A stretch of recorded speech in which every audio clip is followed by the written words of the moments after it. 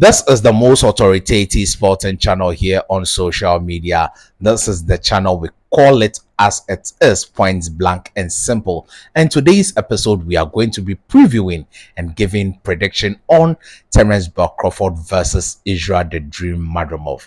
This fight has a lot of importance on the table, as a win for Terence Crawford will put him on a quest to become a three-division undisputed champion, and secondly, a chance to face Saul Canelo Alvarez. Then, with Israil the Dream Madrimov, it would put him in the pound for pound ranking and be regarded as the number one super welterweight in the world, and also give him a chance to demand more financial reward with regards to his future fight, as he would now become a main star in the 154 division. But before I give you my prediction and analysis of this fight, please, if you have not subscribed, hit the subscribe button and support your boy. The bell icon should also be pressed too, so that you are the first to be notified. Let's leave our prediction in the comment section and let's make it interactive respectfully, and also hit the like button and also share this particular video with anyone who loves boxing. Now, let's take a look at the tail of the table for both fighters. Terence Crawford is the older man of the two. He is 36 years, whilst Israil is 29 years. Terence Crawford stands at 5'8", whilst Israil stands at 5'5". Terence Crawford has the reach advantage. For a small man, he has a 70-inch reach, whilst Israil has a 68.5 reach. They are both super welterweight, whilst Terence Crawford is now moving into the division. There are a lot of questions that would be asked of Terence Crawford, but Israil has been there. Whilst Terence is trained by Bomac, Israil is trained by Joel Diaz. Their record stands as Terence is undefeated, 31 knockouts. Only 9 people have been to the distance with Terence. He stands as 40-0, whilst Israil has been in 11 fights. On his 11th fight, he captured a world title, which is impressive. So his record stands at 10-0-1. That means he has drawn one fight. So let's take a look at the styles of both fighters, what they bring on board. Terence Crawford is the more accomplished of the two. He comes into this ring with the higher boxing IQ. He is more skilled. He is ambidextrous. His timing is quite accurate. His adaptability and the ability to adjust in the ring is very, very impressive. And his biggest asset is his mentality. Whilst Israil would be coming in also as ambidextrous, just like Terence Crawford. His movement, he is aggressive, he has an educated jab, he is strong, and he is the younger man of the two.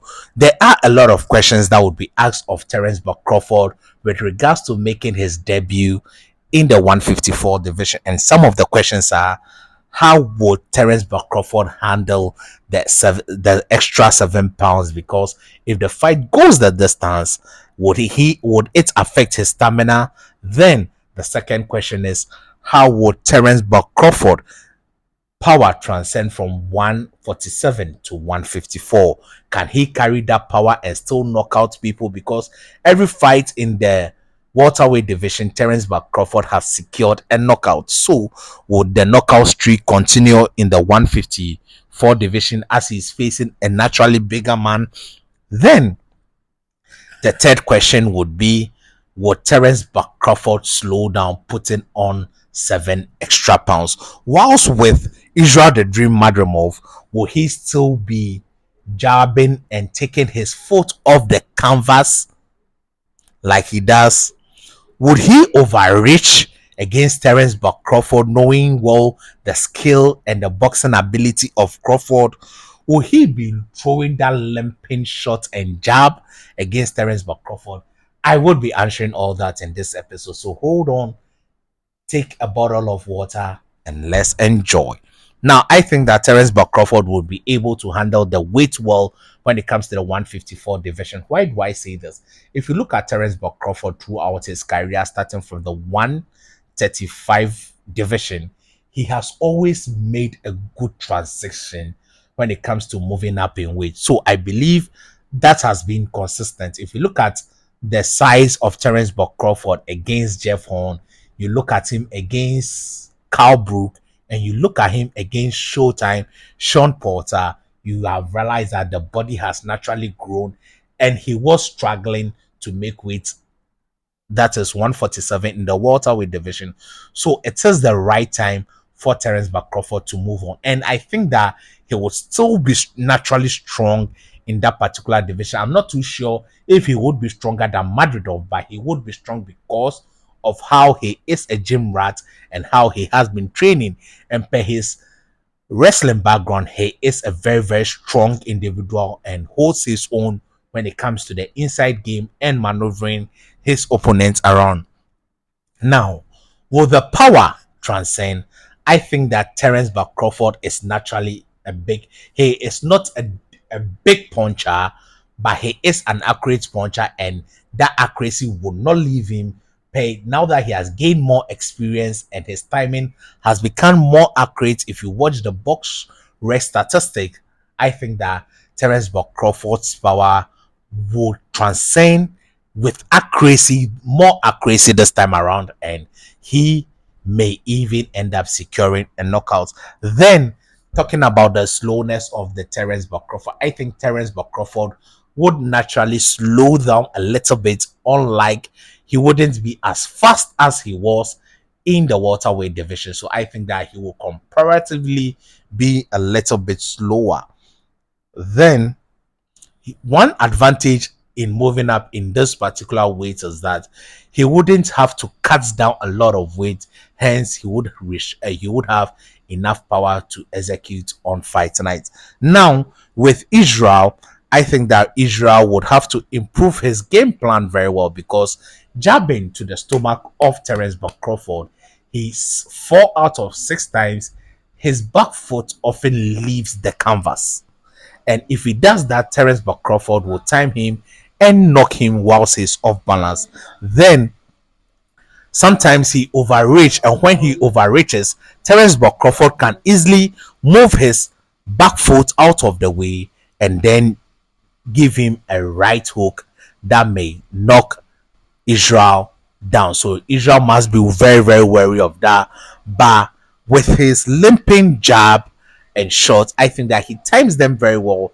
And if he's able to do that against Terence Crawford, it would be good for him. But if he misses, he would be in so much trouble, because he wouldn't have enough legs under him in order for him to resist the punch, and that may end up affecting him. And now this is how I think the fight will play out. I think that the fight would be very, very competitive in the first 2 rounds, because Israil would want to establish his dominance over Terence Crawford. Yes, he is the more aggressive fighter. Terence Crawford is aggressive, but he times it, he builds it up. But this time around, he would be forced into early aggression by Israil, whilst Israil would want to test him.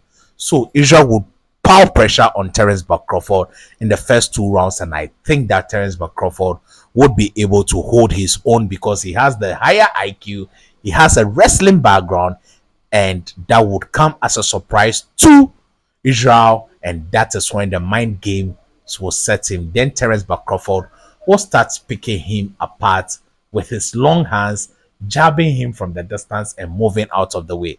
Terence Crawford, I see him fighting and winning this fighting backwards from round 3 to round 6, frustrating Israil. Then there would be mental pressure on Israil. Then Terence Crawford would take the fights to him, because Israil does not fight very well going backwards. And with Terence Crawford having gained the momentum, just like against Jeff Horn, he gained the momentum just in the first 2 rounds. He started taking the fight to Jeff Horn. I think that Terence Crawford will be able to do that against Israil Madrimov, and Israil Madrimov would be in lots of trouble. The only way Israil Madrimov can overturn that is to use his jab constantly. If he's able to pop up his jab constantly, that would cause Terence Crawford second thoughts, and that may make him a little bit hesitant. And in throwing his jab, he should cut off the ring, because he being the naturally bigger and stronger man, his punches would cause Terence Crawford and will make Terence bad hesitant, and that's round after round he may be winning the rounds, and that can secure him a win. But with Terrence's level of adjustment, I see him outplaying and outthinking Israel every step of the way as the fight goes on. So this is how I think the fight will play on. After the sixth round, Terence Crawford will begin to pick Israel apart, stand in the pocket with him, trade with him, and then secure a late 11 round knockout to his record. Then he calls out no other than Saul Canelo Alvarez, and hopefully that fight may happen. So I am calling a Terence Crawford round 11 knockout. But I have heard a lot of people say that Madrimov is just like Triple G. I'm sorry, Madrimov is not like Triple G. Madrimov is a poor man's Triple G. Triple G was well-schooled boxer. His skills was impeccable. In his prime, I don't think that Madrimov is close to him. I don't even know if Madrimov is at his prime, but if he is, then he is nowhere close to GGG, and he has a long way to go, because GGG cuts off the ring. He throws his jab. He knows how to pick his punches, and that mental pressure he is able to apply on his opponent. And if Madrimov would want to do same, it would be good for him. But I see Madrimov as a strong quality fighter. But as Floyd made it down, Floyd would say he doesn't have any special effect, and that would come into this fight, and that advantage is in favor of Terence Crawford. Hence, my reason for predicting a Terence Crawford win. The IQ and the mental fortitude of Terence Crawford is more than that of Israil Madrimov, as I've seen throughout their career. Hence, I'm picking Terence to come out victorious on Saturday at the BOM Stadium in Los Angeles. Thank you to His Excellency Teki Al Sheikh for giving us great events. And the next fight I shall be previewing would be between Andy Ruiz Jr. and Gerald Big Baby Miller. So stay tuned and wait for the next video. Thank you.